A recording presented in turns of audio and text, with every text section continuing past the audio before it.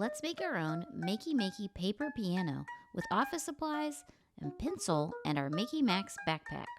You'll want to go to our website to download this piano and scale template. You need 22 brass fasteners and some conductive tape.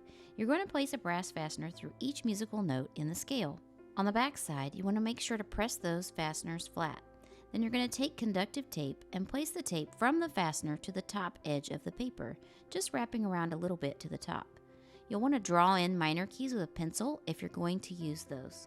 Then place a brass fastener through each major scale piano key. Alternatively, you can do this step before you do the tape. Then make sure that your brass fasteners touch that one track of tape for each piano note. This is what makes your piano work.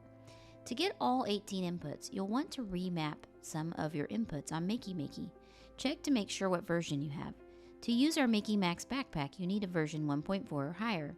When you remap, alligator clip is instructed on our remap page. When you're in the remap state, remove the alligator clips and get ready to remap by holding Earth and pressing the arrow key inputs on Makey Makey. Navigate to the mouse header section and press click, and then change each mouse input to a number, starting with the number 1, and repeat until you've remapped all mouse inputs to the numbers 1 through 6. Here's a template for how you connect to our piano app. If you want, you can download this from this guide on our webpage. Now that you've remapped, you can attach the Makey Max backpack and plug and play your new paper piano.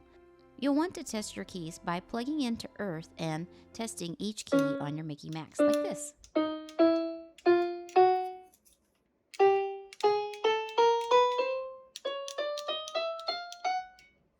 Now you're ready to alligator clip to the max and plug and play with your full-scale chromatic piano.